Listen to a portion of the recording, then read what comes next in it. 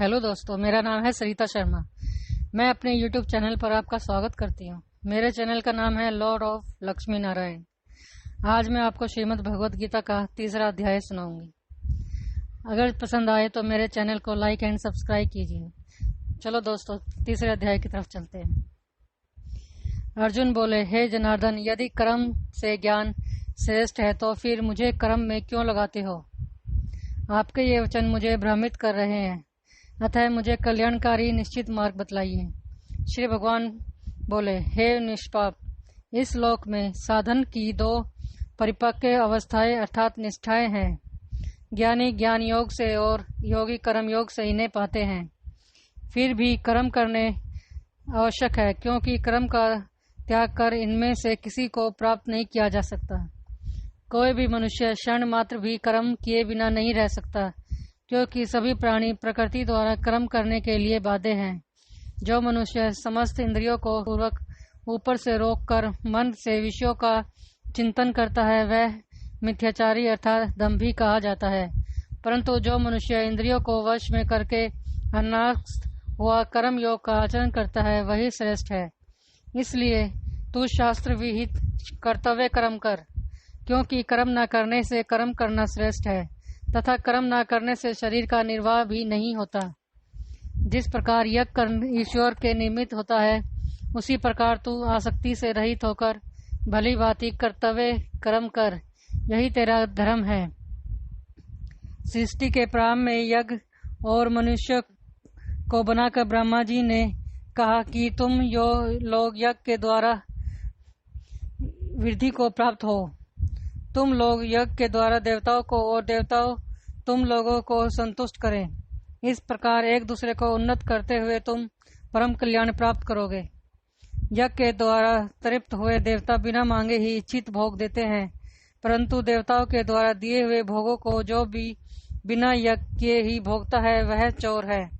यज्ञ से बचे हुए अन्न को खाने वाले श्रेष्ठ पुरुष सब पापों से मुक्त हो जाते हैं, परंतु जो पापी लोग केवल अपने लिए भोजन पकाते हैं, वह तो पाप को ही खाते हैं।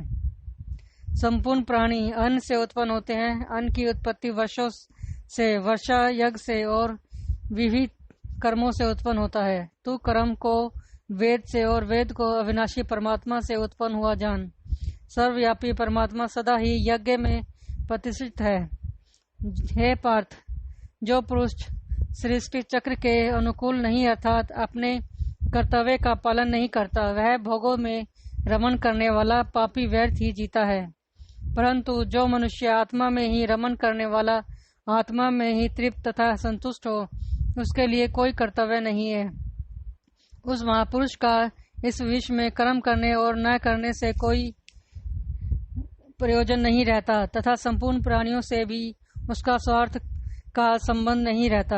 इसलिए तू आसक्ति से रहित होकर कर्तव्य कर्म को कर, क्योंकि आसक्ति से रहित होकर कर्म करता हुआ मनुष्य परमात्मा को प्राप्त हो जाता है।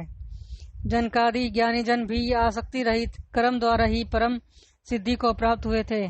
इसलिए लोक मर्यादा को देखते हुए तुझे कर्म करना ही उचित है। श्रेष्ठ पुरुष जो आचरण करता है, अन्य पुरुष भी वैसा ही आचरण करने लगते हैं। वह जो कुछ प्रमाणित अर्थात सही सिद्ध कर देता है, समस्त पुरुष उसके अनुसार ही बरतने लग जाते हैं। हे अर्जुन, मुझे इन तीनों लोकों में न तो कुछ कर्तव्य और न कोई वस्तु अप्राप्त है, तो भी मैं कर्म करता हूँ।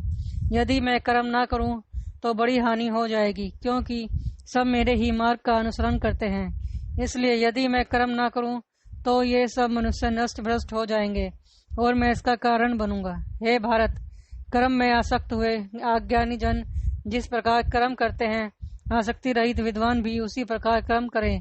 ज्ञानियों का कर्तव्य है कि वह स्वयं शास्त्र समस्त सभी कर्म करता हुआ दूसरे से भी वैसा ही करावे। परंतु हे महाभाव, गुण विभाग और कर्म विभाग के तत्व को जानने वाला ज्ञानी संपूर्ण गुण ही गुणों में बरत रहे हैं, ऐसा समझकर उनमें आसक्त नहीं होता। हे अर्जुन, मुझ अंतर्यामी परमात्मा में चित्त लगाकर संपूर्ण कर्मों को मुझ में अर्पण करके आसक्ति रहित, ममता रहित और संताप रहित होकर युद्ध कर, क्योंकि जो मनुष्य दोष दृष्टि से रहित और श्रद्धा युक्त होकर मेरे इस मत का सदा अनुसरण करते हैं, वे भी संपूर्ण कर्मों से छूट जाते हैं। परंतु जो मनुष्य मुझ में दोष रोपण करते हैं, मेरे इस मत के अनुसार नहीं चलते, उन मूर्खों को तू संपूर्ण ज्ञानों में मोहित और नष्ट हुए समझ। सभी प्राणी प्रकृति से वंशीभूत होकर कर्म करते हैं। ज्ञानवान भी अपनी प्रकृति के अनुसार चेष्टा करते हैं। फिर इसमें किसी का हट क्या करेगा। अच्छी प्रकार आचरण में लाए हुए दूसरे के धर्म से अपना गुण रहित धर्म भी अधिक उत्तम है। अपने धर्म में तो मरना भी कल्याणकारक है, जबकि दूसरे का धर्म भय को देने वाला है।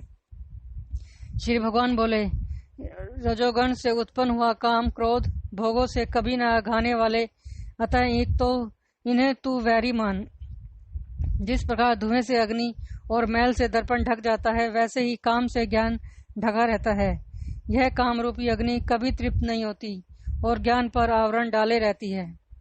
इसलिए हे अर्जुन, तू पहले इंद्रियों को वश में करके इस ज्ञान और विज्ञान का नाश करने वाले महान पापी को अवश्य ही बलपूर्वक मार डाल।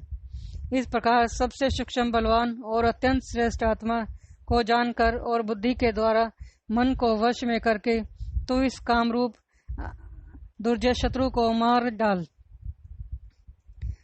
तीसरा अध्याय ही समाप्त हुआ। चलो, अच्छा, धन्यवाद।